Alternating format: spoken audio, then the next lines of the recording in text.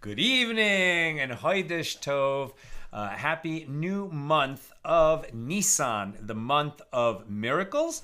We had a musical hallel today at our show with Moshe Storch, that you just heard, leading a hallel last year. We've been using that recording during the countdown timer on this show for quite a while. But today we had a musical hallel for Nisan, and I went live on Instagram and posted it, and it's available on the Facebook page as well, so you can check that out. Let's light up the darkness. Who's in the house on a first day of Nisan on a Sunday evening, Yom Rishon? Stephen in New Hampshire, Yehud in South Carolina, Melissa in Great Neck, Shandora in the Bronx, Bill in mid-Missouri, Guy in Ohio, Nancy in North Carolina, Bella in Florida, Paul in the Great Northwest, Sharon in New Jersey, Renee in Stormy, Indiana. May everybody be safe. Frank in San Pedro, Alan in New York City, Ilanit in Silver Spring. Welcome, everybody. Our daf is page 91 here in Tractate Sanhedrin, the 24th volume of the Talmud, continuing our discussion of Mishnah number 1 in chapter 11, which began, all Israel has a share in the world to come, with a few exceptions. One way that you can lose your share in the world to come is basically to deny that there is a world to come, although it's expressed as denies resurrection of the dead. But basically meaning if you deny there's a next world, so natural consequence, you're not going to get there. What was I just going to say? Well, now, and anyway, continuing the discussion of that Mishnah, basically what the sages are showing is that even though the Torah does not explicitly say that there is some kind of afterlife, nevertheless, it is alluded to in the Torah, and the sages are showing how that works. You've heard me talk about it a lot, but it's one of the sort of unfortunate aspects of a lot of inadequate Jewish education going on in modern times, where people are told, Judaism just focuses on this world. There is no heaven and hell. In Judaism, there is no afterlife, which is completely false. That's why you hear me talk about it so often. It is a very different conception, than the kind of American cultural just binary heaven or hell. We talk about the next world. Now, the next world refers to two different things that are certainly related. One is the world of souls, and that's the place where we come from. We are eternal souls. We come from the world of souls, and we return to the world of souls. Our soul has a relationship with the body while we're in this world. And we're actually going to talk about that on today's daf. But there's also the Messianic age, which is going to be a time when the dead come to life. There's resurrection of the dead. And that means that those of us, the vast majority of us who have a place in the world to come, will also enjoy a period of time where we return to this physical world and resume living in our bodies for some amount of time. Some say 1,000 years, others say a different amount of time. But there will be a messianic age in this physical world. That world will be similar to this world and very dissimilar in many ways. Primarily that the presence of God will be revealed to everybody. The knowledge of God will fill the world the way water fills the sea. The lion will lie with the lamb, etc. There will be peace. It'll be the physical world as opposed to the world of souls, which is a spiritual world made of light, right, and not matter, a very fluid world where everything keeps changing.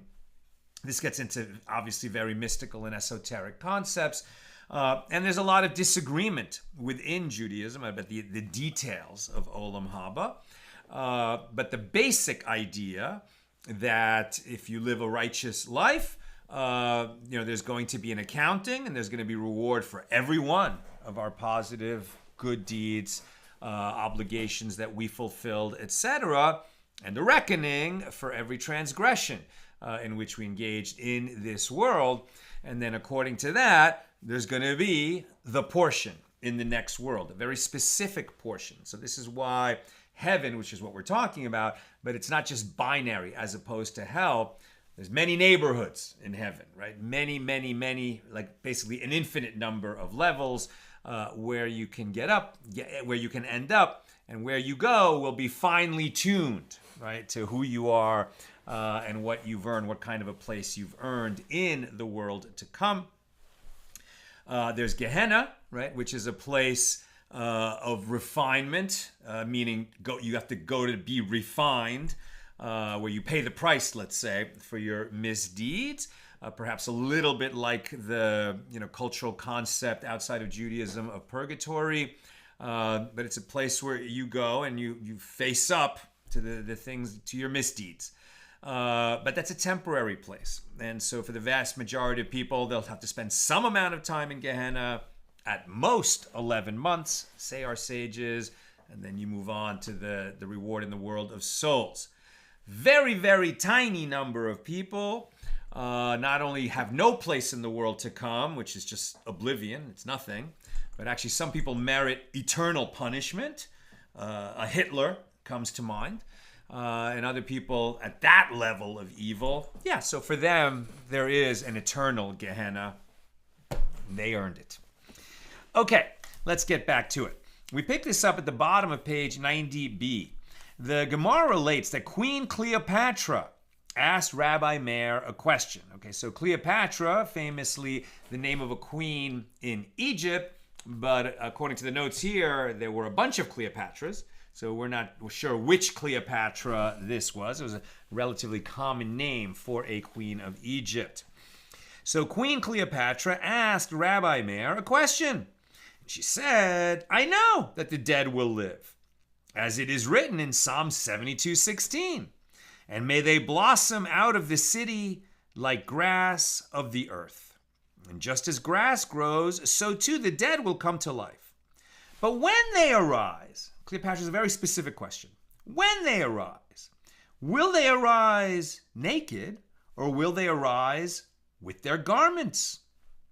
Rabbi Meir said to her, it is derived through a kal v'chomer inference from wheat.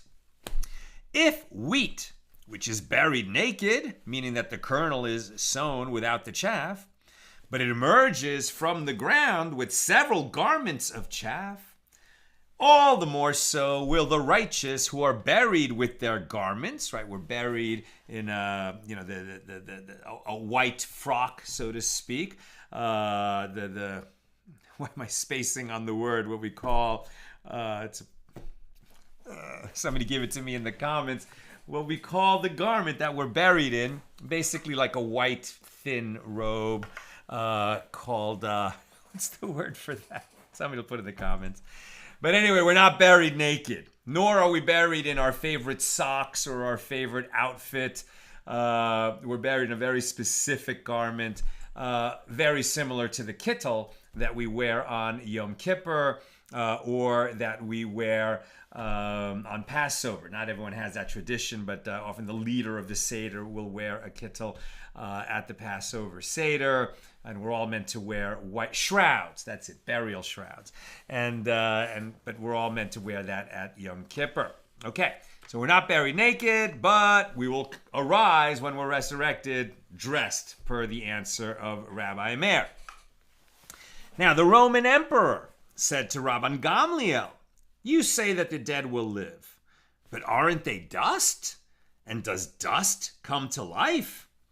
The daughter of the emperor, now on page 91a, the daughter of the Roman emperor said to Rabbi Gamliel, "Leave him and I will respond to him with a parable." Right? So she had already learned, she had been studying with a rabbi and she had learned some Jewish tradition and Jewish wisdom. And she said, "Rabbi Gamliel, I got this. Let me answer my father, the emperor."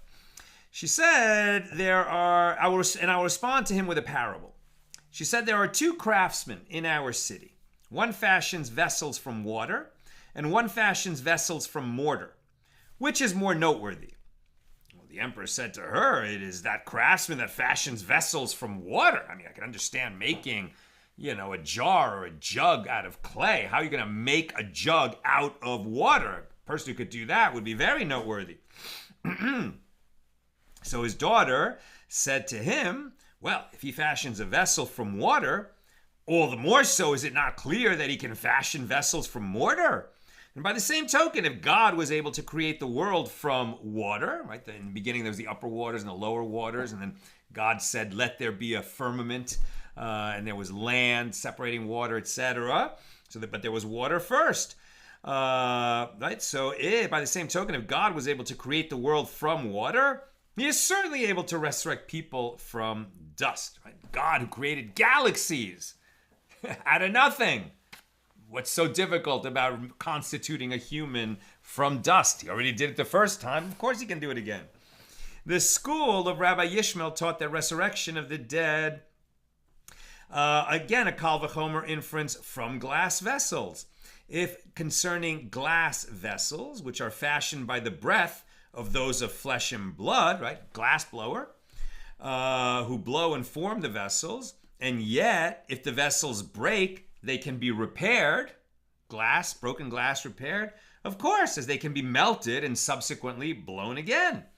Then, with regard to those of flesh and blood, whose souls are a product of the breath of the Holy One, who blew life into Adam, the first man, the Holy One, blessed be He, all the more so can God restore them to life. Now, the Gemara relates that a certain heretic said to Rabbi Ami, I'm going to do a couple stories about heretics. So let me just read this note from Rav Steinsaltz about who is meant by Amina or Minim, the heretics referred to in these passages in the Gemara.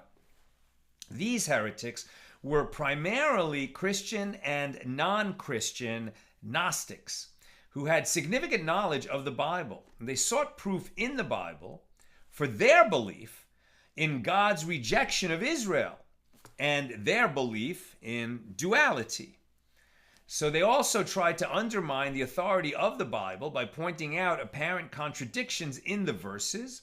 And in their war against the Jews and Judaism, these heretics often resorted to incitement and slander before the Roman authorities.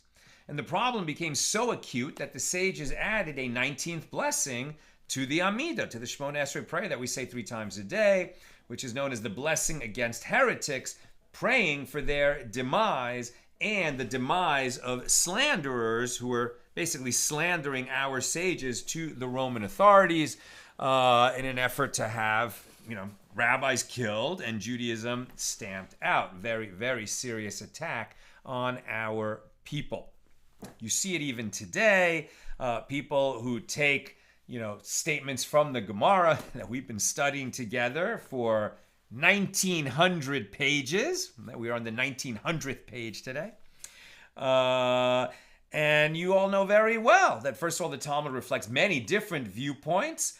Sometimes there's a viewpoint that's shocking. Doesn't mean it's a majority viewpoint. Hardly so.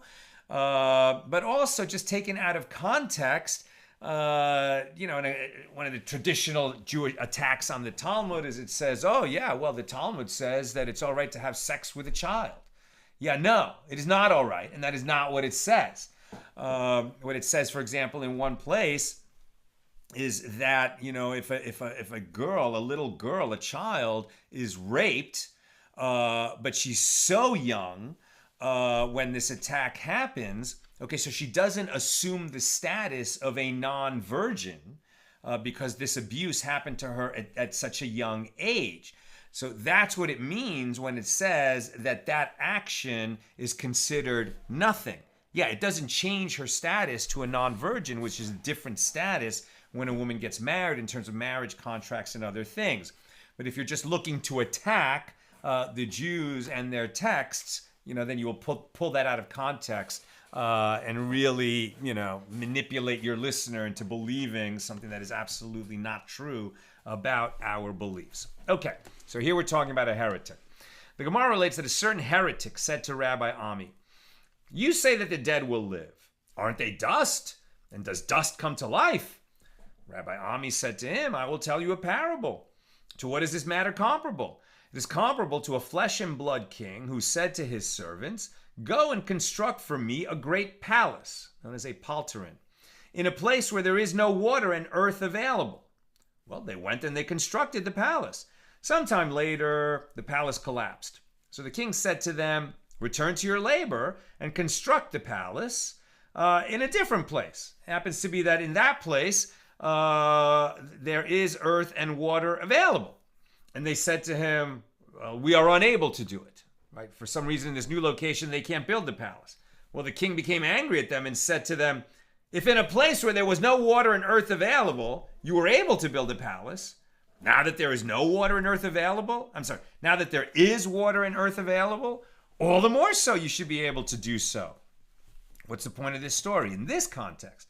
Similarly, concerning man whom God created ex nihilo, right, out of nothing, the first time humans were created, right, when Adam was created, all the more so God will be able to resurrect them once they already had some kind of an existence, right? So even though they were buried in the ground and their bodies and their bones rotted away, there's something left of the original man.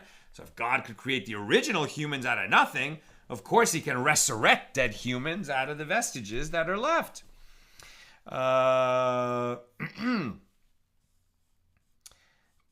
All the more so. And if you do not believe that a being can be created from dust, go out to the valley and see an achbar, a creature that today is half flesh and half earth, and tomorrow the being will develop and all of it will become flesh. And lest you say that creation of living creatures is a matter that develops over an extended period, go ascend a mountain and see that today there is only one snail there, and then ascend tomorrow after rain will have fallen and see that it will be entirely filled with snails. And there we have a little bit of an allusion to science as it was, understood 2,000 years ago, when they had concepts like spontaneous generation that science does not hold by today. Okay, so they were just using it as an illustration. It's not a halakhic matter. They were just sort of borrowing from the wisdom of the day, where they thought that under certain conditions, life would just arise spontaneously. They didn't understand about microbes, amoebas that can carry life from one place to another, etc. But it doesn't change the fundamentals of our discussion. The Gemara relates that a certain heretic said to Gviha ben Psisa, "Woe unto you, the wicked! As you say, the dead will come to life." Right? The heretic is calling us wicked because we believe the dead will come to life. Says the heretic, "The way of the world is that those who are alive die. How can you say that the dead will come to life?" Gviha ben Psisa said to him, "Woe unto you, the wicked! As you say, the dead will not come to life. If those who are not in existence come to life, is it not reasonable all the more so that those who were once alive will come to life again? Same argument we just made a moment ago. And the heretic said to Gviha ben Psisa angrily, you call me wicked? If I stand, I will kick you and flatten your hump. As Gviha ben Psisa was a hunchback. And Gviha ben Psisa was a ready wit. And he said to him, well, if you do so, you will be called an expert doctor and will take high wages for your services if you flatten my hunchback. So apropos Gviha ben Psisa and his cleverness in debate, the Gemara will now relate a few incidents in which Gviha stepped forward and debated heretics on behalf of the Jewish people. A few colorful incidents. So the sages taught in Megillas Tainus on the 24th day in Nisan. So right now is the first of Nisan, right? 2 weeks it will be Passover. Don't freak out. But yeah, got to get the chametz out of the houses and get ready for the Seder. And so 9 days after that, after the 15th of Nisan is Passover, so 9 days after that would be the 24th day in Nisan. That was a joyous day. Why? Because the usurpers, the Dimusane, were expelled from Judea and Jerusalem. What happened? When the people of Afrikiya, okay, so Afrikiya sounds a little bit like Africa, but we're not talking about Africans. We're talking about Canaanites who had fled from Canaan when the children of Israel entered, and then they set up shop. You know, Africa is not that far away, right? Egypt is in Africa. Next door is Israel in the Middle East, which is technically Asia. But some of these Canaanites had gone over to Africa or some region, right just across the separation between Asia and Africa, and created a community called Afrikiya. So when the people of Afrikiya came to judgment with the Jewish people before the emperor Alexander of Macedon, right? So the Alexander the Great, who extended the borders of Greece, made an empire like the world had rarely seen. And then you had different regions within his empire, going to war with each other, or at least seeking judgment from the emperor. So here you have the Canaanites now living in Africa in a community called Afrikiya, and they're going to basically bring a lawsuit before Emperor Alexander with a claim against the Jews. What did they say? They came for judgment before the Emperor Alexander of Macedon, and they said to him, the land of Canaan, or Canaan, is ours. As it is written, this is the land that shall fall to you as an inheritance, the land of Canaan according to its borders. We see that at Numbers 34, verse 2. And the people of Afrikiya said, referring to themselves, well, Canaan is the father of these people, meaning us. So Gviha ben Psisa said to the sages, give me permission, and I will go and deliberate with them before Alexander of Macedon. I will act as the defender, the advocate for the Jewish people. So if they will defeat me, then you can say to them, you've defeated an ordinary person from among us, and until you overcome our sages, it is no victory. But if I will defeat them, then you can say to them, the Torah of Moses defeated these Canaanites, and attribute no significance to me. So the sages liked his pitch, and they gave him permission, and he went and deliberated with these Canaanites from Afrikiya. And Gviha ben Psisa said to them, from where are you citing proof that the land of Canaan is yours? And they said to him, from the Torah. So Gviha ben Psisa said to them, okay, I too will cite proof to you, only from the Torah. As it is stated, Genesis 9:25, and he said, cursed will be Canaan, a slave of slaves shall he be to his brethren. This is the incident of Noah and his sons after the flood, when Noah became drunk and there was an incident involving his youngest son. And Canaan, right, the forefather of the Canaanites, at that time was cursed by Noah that he would not enjoy the same status as his brother. Rather, because of this terrible misdeed, he and his descendants would be slaves to the other brothers. And with regard to a slave who acquired property, well, the slave belongs to whom and the property belongs to whom? The slave and his property belong to the master. And moreover, it is several years now that you have not served us as slaves the way that you were obligated to do. Therefore, not only are you not entitled to our land, but there are additional debts that must be repaid, as well as a return to enslavement for you. Do you want to keep pressing this lawsuit? Alexander the king said to the people of Afrikiya, provide Gviha ben Psisa with a response to his claims. They said to Alexander, give us time. Give us 3 days to consider the matter. The emperor gave them the requested time, and they examined the matter. And they could not find a response to the claims. So immediately they fled, and they abandoned their fields when they were sown, and their vineyards when they were planted. And the Gemara adds, and since that year was a sabbatical year, with the accompanying restrictions on agricultural activity, this benefited the Jewish people as they were able to consume the produce of those fields and vineyards. The Gemara relates another incident. On another occasion, the people of Egypt came to judgment with the Jewish people before Alexander of Macedon.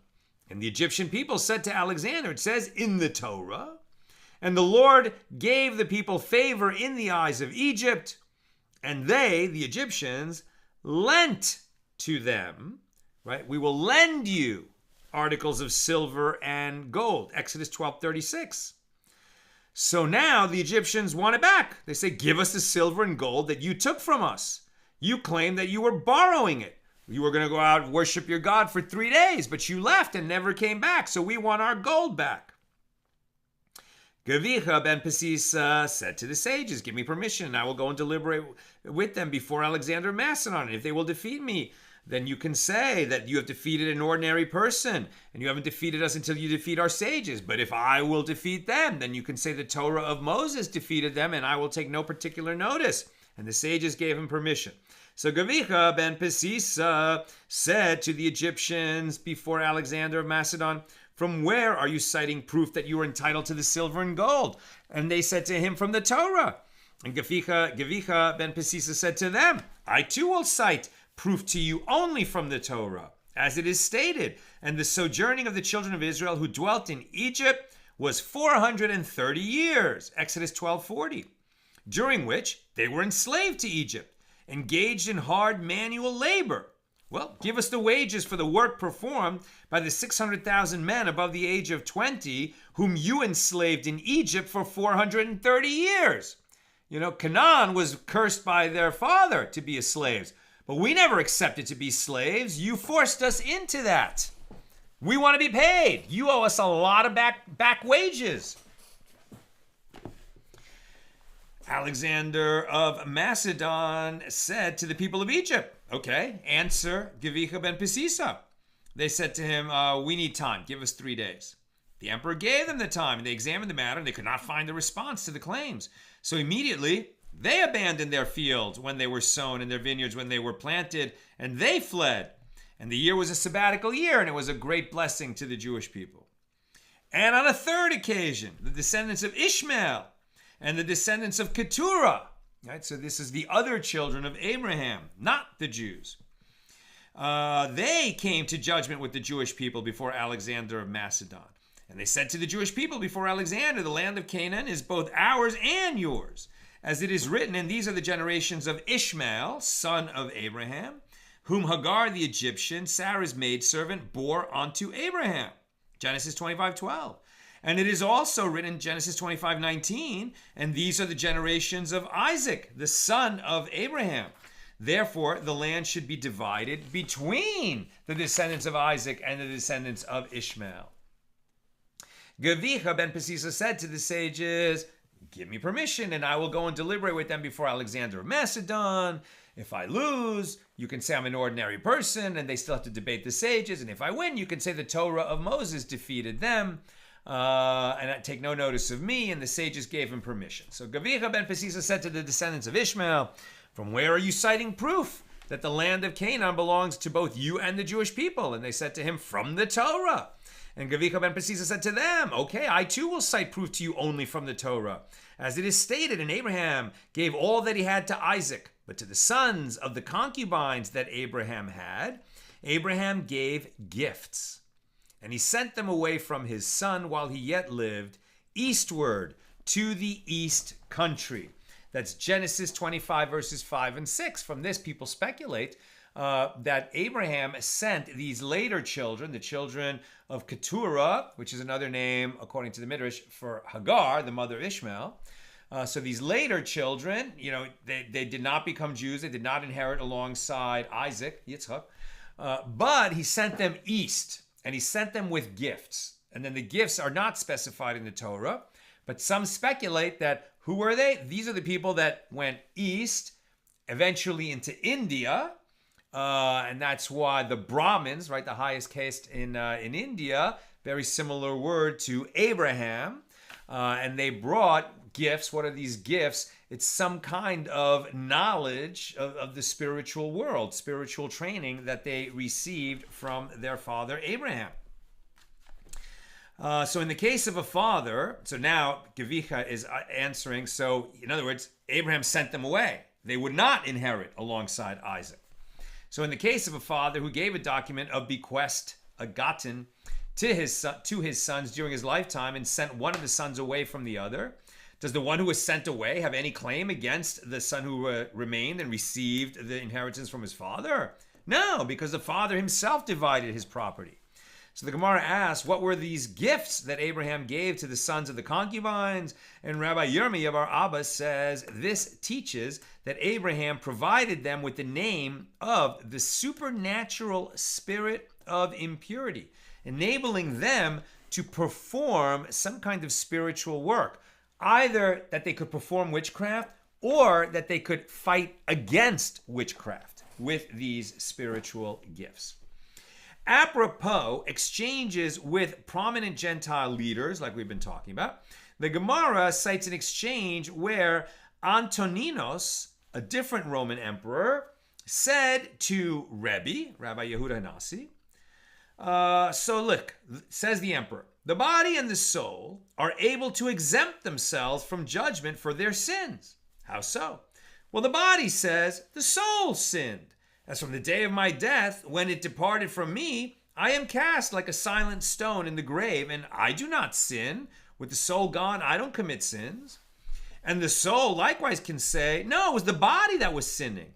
As from the day that I, the soul, departed from the body, I am flying in the air like a bird, incapable of sinning. So Rebbe said to the emperor, I will tell you a parable. To what is this matter comparable? It is comparable to a king of flesh and blood who had a fine orchard, and in it there were fine first fruits of a fig tree. And he stationed 2 guards in the orchard. One guard was lame, who was unable to walk, and the other guard was blind.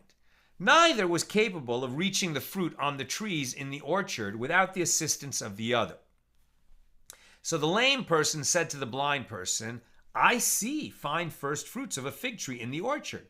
Come, place me on your shoulders, I will guide you to the tree, and I will bring the figs, and we can eat them. So the lame person rode upon the shoulders of the blind person, and they brought the figs from the tree and ate them. Sometime later, the owner of the orchard came to the orchard, and he said to the guards, the fine first fruits of a fig tree that were in the orchard, where are they? And the lame person says, do I have any legs with which I would be able to walk and take the figs? And the blind person said, do I have any eyes with which I would be able to see the way to the figs? What did the owner of the orchard do? He placed the lame person on the shoulders of the blind person, just as they did when they stole the figs, and he judged them as one. Right? So, yeah, it's true. Our bodies would not sin in the absence of a soul that gives them life. And our soul would not sin in the absence of a body that has bodily urges and a Yetzer Hara. But when the soul and body are together, yeah, they combine and get together and team up and commit a lot of sins. And that's the way we'll be judged, body and soul together. That would be the answer that Rebbe gave to Emperor Antoninos. Okay, we are on page 91b. We've been for a little while. So too, the Holy One, blessed be He, brings the soul on the day of judgment and casts it back into the body as they were when they sinned, and He judges them as one. As it is stated, He calls to the heavens above and to the earth that He may judge His people. Psalm 50. He calls to the heavens above, this is the soul which is heavenly, and to the earth that He may judge His people, this is the body which is earthly. The Gemara relates another exchange. Antoninos said to Rebbe, for what reason does the sun emerge in the east and set in the west? And Rebbe said to him, well, if it was the reverse, you would have also said that to me, as the sun must emerge from one direction and set in the other. Antoninos said to him, this is what I'm saying to you. For what reason does the sun set in the west every day and not occasionally deviate and set somewhere else? So Rebbe said to him, the sun always sets in the west in order to greet its creator, as it is stated, and the hosts of heaven worship you. Nehemiah 9:6. So setting, the sun setting, this is a form of worship. It is as though the sun is bowing to God. The divine presence rests in the east, as is evident from the fact that the Holy of Holies in the Holy Temple, in which the ark, the resting place of the divine presence, is located, is in the east. So Antonino said to him, if so, let the sun come until the midpoint of the sky, set slightly, and greet its creator, and then it could return and enter to its place of origin in the east and set there. And Rebbe answered him, the sun sets in the west due to workers and due to travelers, as if the sun did not proceed from east to west, with the light of day gradually waning, they would not know that it is time to return home or to find an inn. And Antonino said to Rebbe, from when is the soul placed in a person? Very interesting discussion now in light, of the very, loud and vocal and having passionate people on in all parts of this debate about abortion in America in modern times. Listen to this discussion. Antonino says to Rebbe, from when is the soul placed in a person? Is it from the moment of conception or from the moment of the formation of the embryo, 40 days after conception? So Rebbe said to him, it is from the moment of the formation of the embryo. Antonino said to him, that is inconceivable. Is it possible that a piece of meat would stand for even 3 days without salt as a preservative and would not rot? The embryo could not exist for 40 days without a soul. Rather, the soul is placed in man, in the human, from the moment of conception.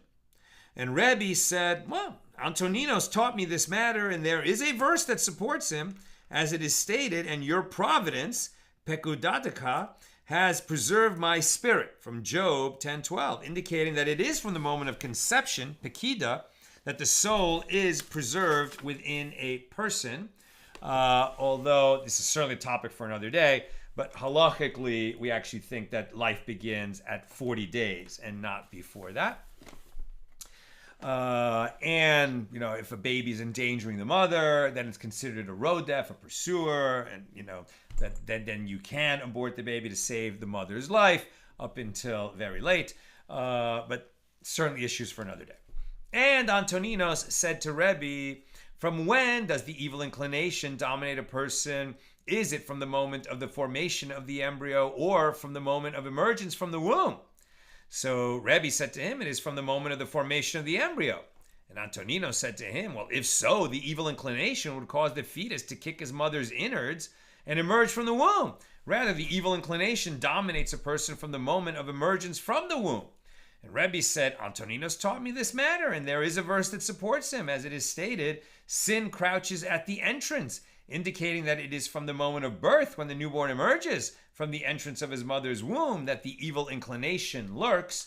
And indeed, we have a tradition that when the fetus is in the womb of the mom, not only is there no evil inclination, but that fetus is very busy learning the entire Torah and all the Mishna and all the Gemara, and we learn everything while we're, when we're in the womb. And then sadly, right, as we're being born, an angel comes and strikes us right there, that little indent above the lip. and we forget all that learning. But when we learn Torah for the rest of our lives, it seems dear and somehow familiar to us because we knew it once. We knew it all when we were in the womb. And so we're learning it a second time when we think we're learning it for the first time. New subject. Reish Lakish raises a contradiction between two verses written with regard to the resurrection of the dead. It is written, I will bring them from the north country and gather them from the ends of the earth. And with them the blind and the lame, the woman with child and the woman giving birth together. Jeremiah 31:7. Indicating that at the end of days, there will still be people with physical defects. And it is written, then shall the lame man leap as a deer, and the tongue of the mute sing. For in the wilderness shall waters break out, and streams in the desert. Isaiah 35:6, indicating that at the end of days, there will be no people with physical defects. How so? When resurrected, the dead will arise, still afflicted with their defects, and then they will be healed. So, whatever your physical problems are, when you awake, right, when you're resurrected from the dead, you'll find yourself as you were with your problems, and then you'll experience the miraculous healing of being whole and without defects. Ula raises a contradiction. It is written, Isaiah 25:8, he will swallow death forever, and the Lord God will wipe tears from all faces, indicating that death will no longer exist at the end of days. And it is also written, there shall be no more an infant a few days old, then for the youngest shall die 100 years old. Okay, so everybody's going to have a lifespan of at least 100, but sounds like they are going to die. So in the Messianic age, when all the dead are resurrected, are they going to live until the end of the Messianic age, or will people actually die? So the Gemara answers that this contradiction is not difficult. The verse here in Isaiah chapter 25 is written with regard to the Jewish people who will live forever after the resurrection. And the verse there in Isaiah chapter 65 is written with regard to non-Jews who will ultimately die, but after an extremely long life. And the Gemara asks, and what do the non-Jews seek? I.e., why will they merit to live in that era? And the Gemara answers that the verse is referring to those non-Jews about whom it is written, and strangers shall stand and feed your flocks, and aliens shall be your plowmen and vine dressers. Rav Chisda raises a contradiction. It is written, then the moon shall be confounded and the sun ashamed, when the Lord of hosts will reign in Mount Zion and in Jerusalem, and before his elders shall be his glory. Isaiah 24:23. Indicating that the sun and moon will no longer shine at the end of days. And it is also written, and the light of the moon shall be as the light of the sun, and the light of the sun shall be sevenfold as the light of 7 days. Isaiah 30:26, indicating that the sun and the moon will exist then, and they will shine more brightly. So the Gemara answers that this is not difficult. The verse here in Isaiah chapter 30, this is written with regard to the days of the Messiah, when the sun and moon will shine more brightly. And the verse there in Isaiah chapter 24 is written with regard to the world to come, when the only light will be the light of God. Right? So distinction between the time of the resurrection of the dead and that more spiritual place, the world of souls. The Gemara asks, and according to Shmuel, who says the difference between this world and the Messianic era is only subjugation of the exiles, as during that era, the Jewish people will be freed from that subjugation, right? The world, the Jews will not be oppressed wherever they may be. So how is the contradiction resolved? So the Gemara answers that even according to Shmuel, this contradiction is not difficult. The verse here in Isaiah chapter 30 is written with regard to the light in the camp of the righteous. And the verse there in Isaiah 24, the verse is written with regard to the camp of the divine presence, when the only light will be the light of God. Again, making a distinction between neighborhoods, shall we say, in the world to come. It's all good, but some neighborhoods are still better than others. Rava raises a contradiction. It is written, I will kill and I will bring to life. Deuteronomy 32:39. This indicates that God is capable of reviving the dead. And it is written immediately afterward, I wounded and I will heal, which indicates that God will only heal the wounded. Rather, you should understand it like this. The Holy One, blessed be He, is telling us, What I kill, I bring to life, indicating that God revives the dead. And only then, what I wounded, I will heal. Same teaching we had a moment ago, right? So people will be resurrected. They'll still have their wounds and problems, but then they will be miraculously healed on top of being miraculously resurrected from the dead. The sages taught in a Baraisa with regard to the verse, I will kill and I will bring to life, God speaking. One might have thought that it means that there will be death for one person and life for one person, right? Some will be resurrected and others not, in the typical manner that the world operates. It won't be fair. So therefore, the verse states, I wounded and I will heal. Just as wounding and healing take place in one person, so too, death and bringing back to life take place in one person. And from here, there is a response to those who say that there is no resurrection of the dead derived from the Torah, meaning all the people will be resurrected. Unless, there was some reason undeserving. It is taught in a Baraisa that Rabbi Meir says, from where is resurrection of the dead derived in the Torah? It is derived from a verse. As it is stated, then Moses and the children of Israel will sing this song to the Lord, Exodus 15:1. It is not stated sang, right? Moses sang.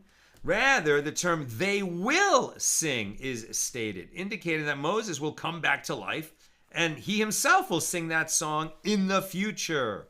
And from here it is proved that resurrection of the dead is derived from the Torah. On a similar note, you can say, then Joshua will build an altar to the Lord, God of Israel, on Mount Ebal. That's Joshua 8:30. It is not stated that he built in the past, rather that he will build is stated. And from here, resurrection of the dead is derived from the Torah. And the Gemara challenges, if that is so, then in the verse, and that's why, by the way, we say every day in our prayers, Az Yashir, right? The song that the Israelites sang after we crossed through the Sea of Reeds, the waters parted, we crossed on dry land, then Pharaoh and his chariots came after us to annihilate us, and the waters fell in on them and they drowned, right? And we saw our oppressors dead on the shore. They didn't just disappear underwater. Their corpses were tossed out of the sea on dry land so that we could see that they were dead and we would never have to worry about them again. And then we sang this song. Except it doesn't say, and then we sang, or then the children of Israel sang. It says, and then the children will sing. The children of Israel will sing. Right? Will sing. When? In the future. In the future. That song that we sang then, we will sing again. So every time we read that song in our daily prayers, it is an important allusion to the life of the world to come.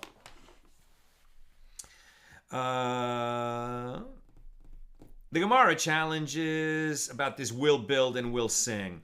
Well, if that is so, then in the verse, then Solomon will build an altar for Chemosh, the abomination of Moab, in 1 Kings 11:7. Does this also mean that Solomon will build a temple of idolatry in the future? No. The use of the future tense here should be understood differently. Solomon never built a temple of idolatry. Rather, the use of the future tense in this context teaches that the verse ascribes him blame as though he built it, because he did not prevent his wives from doing so, right? It is Solomon, who was the wisest king who ever lived and who built the first temple and did so much good and wrote Proverbs, right? And wrote Ecclesiastes, known as Koheles in Hebrew, and did so much good for the Jewish people. But he violated one of the commandments. It says that a king shall not multiply wives. And he had 1,000 wives. And you see the natural consequence of having too many wives. Now, he was doing this to forge treaties with surrounding nations so that Israel could enjoy a wonderful time of peace and prosperity, which made the building of the temple possible. But bringing in all these foreign wives, they didn't all, embrace Judaism enthusiastically and sincerely. Some of them were idolaters, and then they sought to practice idolatry within the palace, and they built temples of idolatry in Solomon's old age when he didn't really realize so much what was going on, but he should have known and he should have stopped that. And so that verse in the Torah, or in the Tanakh, blames Solomon for not curbing that idolatrous behavior of some of those wives. Rabbi Yehoshua ben Levi says, from where is resurrection of the dead derived from the Torah? It is derived from a verse, as it is stated, happy are they who dwell in your house, they will yet praise you, Selah. Psalm 84. It is not stated they praised you in the verse, rather the term they will praise you. From here, resurrection of the dead is derived from the Torah, or really from Tanakh, since it's the book of Psalms. And Rabbi Yehoshua ben Levi says, anyone who recites song to God in this world is privileged and recites it in the world to come. As it is stated, happy are they who dwell in your house, they will yet praise you, Selah. Beautiful little teaching right there you can take with you. Let's focus on that for 1 second. Those who sing for joy to the Lord will merit to sing for joy before the Lord in the next world. Maybe a little extra motivation that when we're going to shul, we're going to synagogue to pray, whenever we're going to be engaged in, praying, whether it's in a synagogue or even in our own homes, let's take it seriously. Let's connect. Let's not just rush through it. Have at least one moment in every prayer service where we're fully connected and feeling that joy and gratitude before the Lord. And if we can tap into that joy and that peace and that connection to God, we'll merit to have an even stronger connection in Olam Haba, the world to come. Rabbi Chiya bar Abba says that Rabbi Yochanan says, from where is resurrection of the dead derived from the Torah, right? Same question being asked by different sages. Now Rabbi Chiya bar Abba in the name of Rabbi Yochanan. It is derived from a verse, as it is stated, Isaiah 52:8. Your watchmen, they raise the voice. Together shall they sing, for they shall see eye to eye the Lord returning to Zion. It is not stated they sang in the verse, rather the term together they shall sing is stated. And from there, resurrection of the dead is derived from the Torah. And Rabbi Chiya bar Abba says that Rabbi Yochanan says all the prophets are all destined to recite song in one voice. As it is stated, your watchmen, they raise the voice, singular. Together they shall sing. Rav Yehuda says that Rav says with regard to anyone who withholds halacha, right, Jewish law, from being studied by the mouth of a student who seeks to study Torah, it is as though he robs him of the inheritance of his ancestors. As it is stated, Moses commanded us the Torah, an inheritance of the congregation of Jacob, Deuteronomy 33:4, indicating that the Torah is an inheritance for all of the Jewish people from the 6 days of creation. Rav Chana bar Bizna says that Rabbi Shimon Chasida says, with regard to anyone who withholds halacha from being studied by the mouth of a student who seeks to study Torah, even fetuses in their mother's womb curse him. As it is stated, he who withholds bar, the people le'om shall curse him, yichavenuhu. But blessing shall be upon the head of one who provides. Proverbs 11:26. And the term le'om is referring to nothing other than fetuses. As it is stated, 2 nations are in your womb, and 2 peoples shall be separated from your bowels, and the one le'om shall overcome the other le'om. Genesis 25:23 about Jacob and Esau in the belly of Rebekah. And kabo is referring to nothing other than curse, as it is stated in the statement of Balaam, how can I curse one who is not cursed by God? Kabo, by God. And bar is referring to nothing other than Torah, as it is stated, pay homage to bar, lest he be angry. Psalm 2. I.e. observe the Torah to avoid God's wrath. Right? So, beautiful teaching there. Any person, particularly here, any Jew who wants to learn Torah, it is his right to learn Torah. It is his gift. It is his heritage direct from God. Do not come between a Jew who wants to learn Torah and the Torah that he wants to learn, or you will be cursed. And on the contrary, if you enable a Jew to learn Torah, a Jew that wants to learn Torah, if you connect him with the Torah that he seeks to learn, there will be tremendous blessing for you.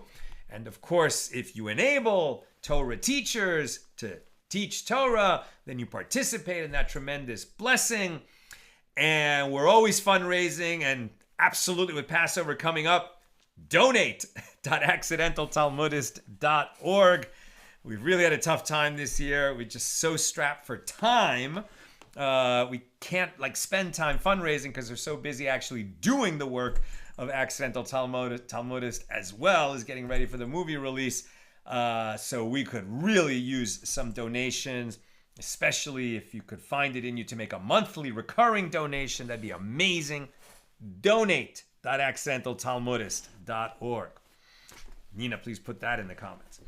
Here we go. We're at the top of page 92a. I'm almost done. Questions or comments, please get them in now. Ula Bar Yishmael says, one perforates like a sieve a person who withholds halacha from a student. It is written here, he who withholds bar the people yechavuhu from Proverbs 11. It is written there, and he bored vayikov a hole in its lid of it. 2 Kings 12:10.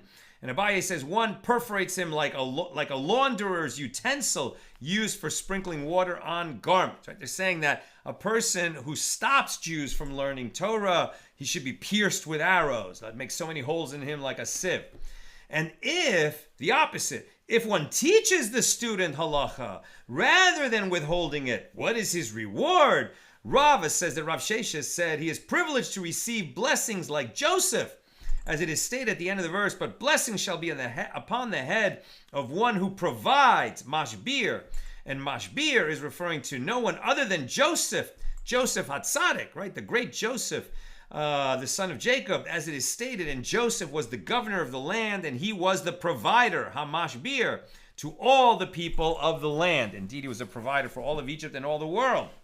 After that, the 7 years of famine had begun. And Rav Sheshes says anyone who teaches Torah in this world is privileged and teaches it in the world to come, as it is stated, and he who satisfies abundantly, umarveh, shall be satisfied himself, yoreh. So Rav Sheshes interprets the verse homiletically by transposing the letters of the word marveh, mem resh ve hey, vav hey. One arrives at the word more, meaning teaches. And the verse teaches that one who teaches, a more, will teach yore in the future as well, right? Those who are engaged in the work of teaching Torah to others, whether by actually doing it or supporting that teaching, have a very fine place in the world to come. And finally, the Gemara returns to the topic of the source for the resurrection of the dead in the Torah. And Rava says, from where is resurrection of the dead derived from the Torah? It is derived from a verse, as it is stated, let Reuven live and not die, in that his men become few, Deuteronomy 33:6. And this is interpreted, let Reuven live in this world and not die in the world to come. And Ravina says that resurrection is derived from here. And many of those who sleep in the dust of the earth shall awaken, some to everlasting life, and some to reproaches and everlasting disgrace, Daniel 12:2. And Rav Ashi brings a proof from a different place, from Daniel 12:13. But you go your way until the end be, and you shall rest and arise to your lot at the end of days. Okay, a few questions. Shandora, considering we can clone animals from the smallest cells, God can do it even more so. Perfect, Shandora. Lovely Kal V'chomer. Michelle, regarding resurrection of the dead, how about cremation? Are there any allowances for it? Okay, here's the deal. Can God resurrect the victims of the Holocaust who were murdered by the Nazis and their bodies incinerated in crematoria? Yes, God will absolutely reconstitute the dead who were murdered in that awful way, and they will have a resurrection in the Messianic age, in the world to come. And in fact, because they died, Kiddush Hashem, because they were Jewish, they will be rewarded with a very high place in the world of souls. So someone might say, well then if a guy wants to be cremated instead of buried, that would be proof that he could do that. Answer, no. Right?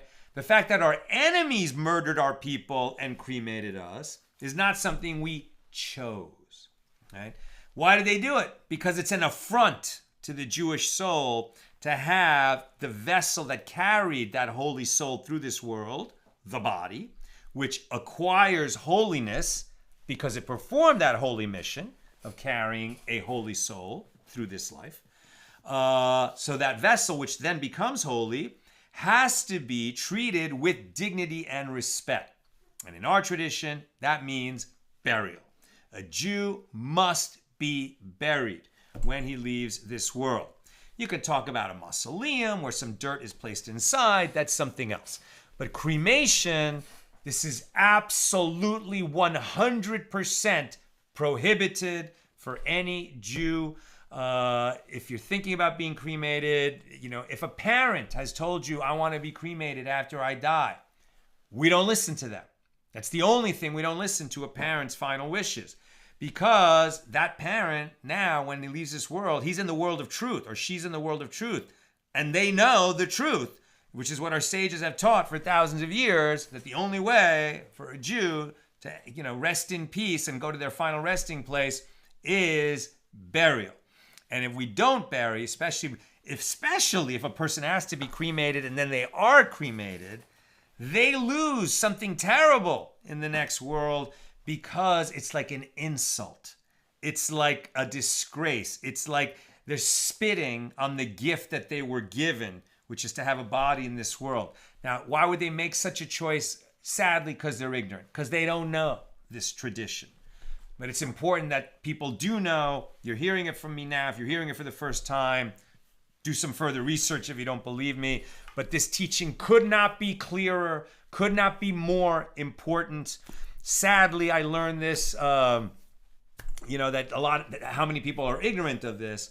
When a dear friend of mine died, and he was sick for 2 years, we had many conversations about the world and Torah and the next world and spirituality and Shabbos, but I never thought to talk with him about burial, because I just assumed, he would be buried.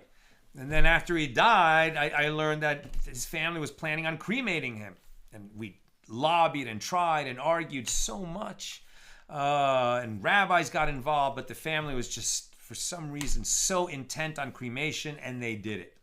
But in the name of my friend David ben Leib Chaim, I made it my personal mission to educate Jews that you must bury yourself after you die, your loved ones, relatives. Jews must be buried after they die. No cremation. Not good. Not good. Not allowed. Don't do it. Okay. Ilani, do you suppose that